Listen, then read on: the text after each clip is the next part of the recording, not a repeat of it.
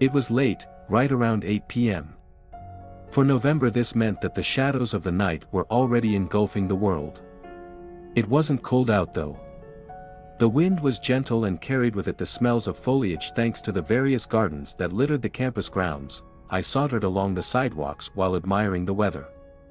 I loved the night, especially when the stars were out. Unfortunately, they couldn't be seen from here even on the clearest of nights since the college was located just outside the city. A friendly squirrel suddenly crossed my path, coming mere inches to my feet before looking up at me and chattering as though I had done it a misdeed. It didn't appear frightened at all, so in a sudden motion I stomped at it. The creature, rather than skittering off, lay flat on the ground. I felt that I could possibly kneel down and pick up the creature had I wanted to. However, I had been attending this campus for months and knew from experience that the little thing would run off just sort of contact, so instead I continued on my way.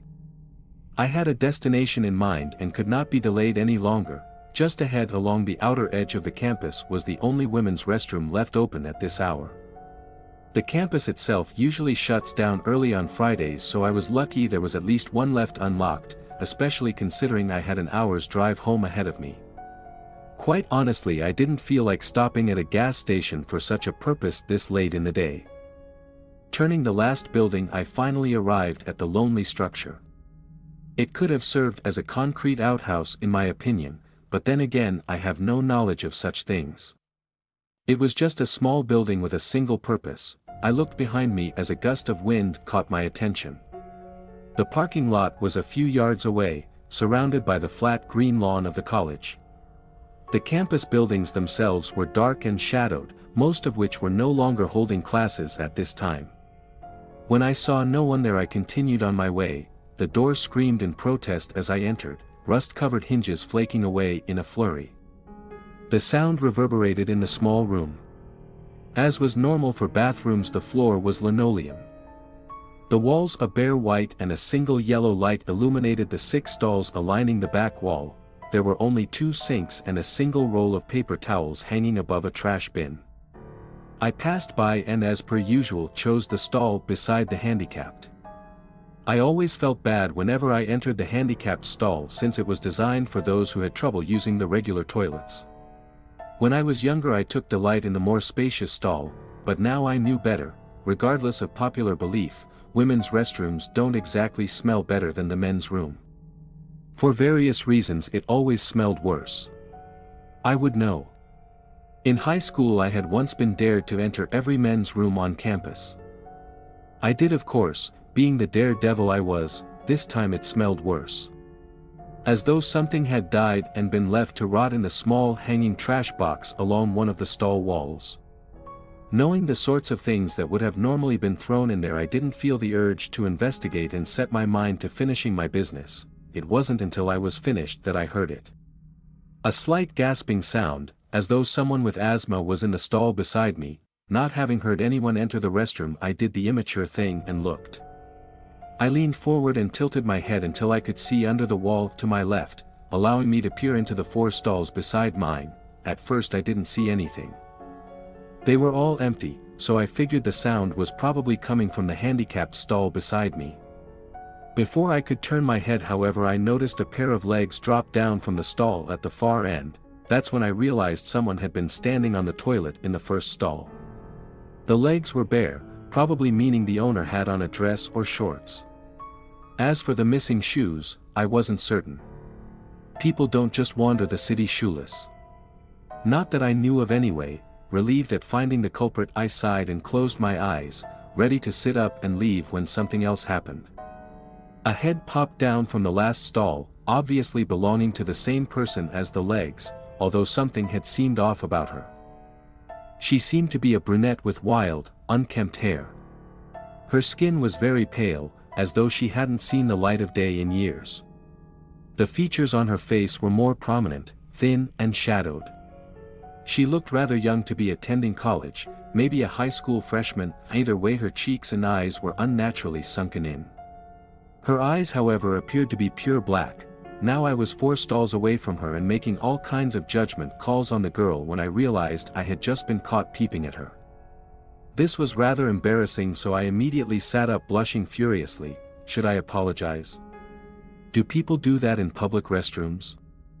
And what about her eyes? I shrugged off the last question, figuring it was just a figment of my imagination. They probably only looked that way because she was so far down that I couldn't see her properly. She most likely had some really dark brown eyes or something. I stood, prepared to leave the stall and promptly walk my embarrassment off when I heard something else. Something unusual. It was a shuffling sound, as though someone was sliding under the stall walls. The hairs on the back of my neck stood on end, realizing how strange this situation had become. Why would she be climbing under the stalls? Was she autistic and lost? That certainly would explain her appearance.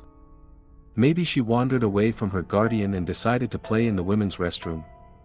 It was never locked after all. Even after hours, I decided I'd call the police and report her in case she was a missing person. I also didn't want to scare her off since she looked sickly and the poor thing was probably starving, so, resolving myself, I sat back down and leaned over, only to find the girl looking at me from 1 stall closer. I originally was going to try and get her name but stopped dead as my eyes took in the sight of her. Her eyes were black, all right. Black as coal. Her skin was pale and cracked in places as though it had dried up and no longer held a drop of moisture.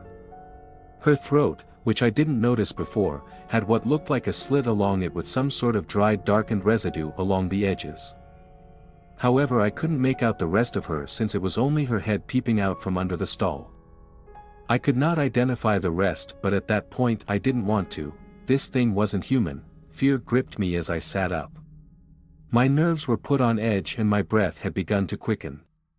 I had felt as though my heart would pound right out of my chest. If I had tried to run out of the bathroom, I would have had to run past that thing. I closed my eyes as images of it leaping upon me and tearing me to shreds started to fill my head. How could I get past it?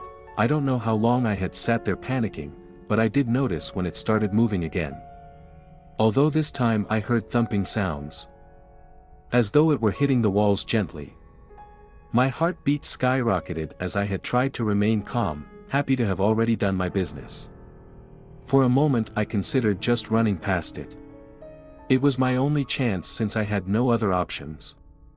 Then I realized something. It stopped. I began to strain my ears to locate the creature by sound but heard nothing. The gasping noises were gone and I no longer heard the thing shuffling or banging along the floors and walls. Was it still there? I knew I had to look. There was a chance that it was standing by the exit now. Or worse, it could be just outside my stall. I had to make my mind up quickly as I contemplated the possibilities. Eventually I manned up and took one last look under the stalls. I glanced to the left to find the thing missing. So, having unconsciously held my breath, I glanced towards the exit. Nothing. A wave of relief washed over me in time for a shuffling sound to my right to catch my attention. Before I could process what it was, I whipped my head around, fearing it to be staring back at me just inches away from the stall I never bothered to inspect, only to find a pair of hiking boots. It took me a moment to register this. There was someone in the handicapped stall. When did they get here? Oh, who cared? There was someone else there with me. And although I had no idea who this other person was, in the wake of that thing that I felt at ease knowing I wasn't alone anymore. As usual, my sense of relief was short-lived once I noticed the gasping sound coming from inside my stall. I froze for what seemed like an eternity before I managed to glance up. There she was. A blast of fetid air washed over me, much stronger than the original stench from before. Her face was contorted in anger. Her wild hair was knotted up and flying about her head as those dark pits sneered into my very soul.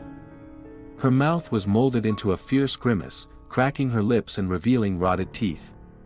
It was then, while looking into that monster's eyes, that I came to a revelation. It was hungry, and it wanted me.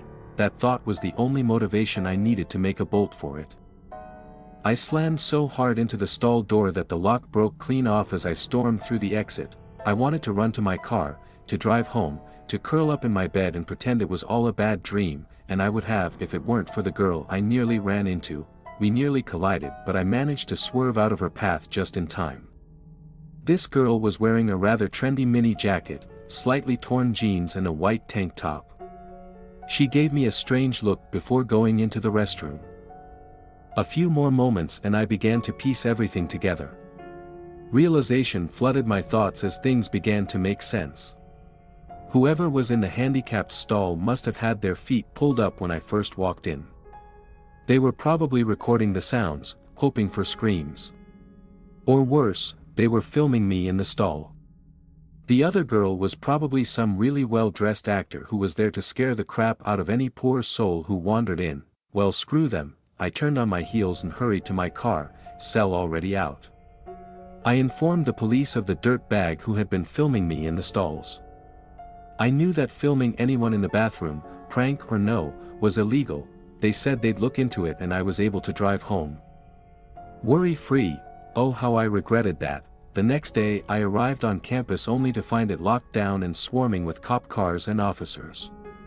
A girl had been murdered in the women's restroom last night. Estimated time of death, 8:34 p.m.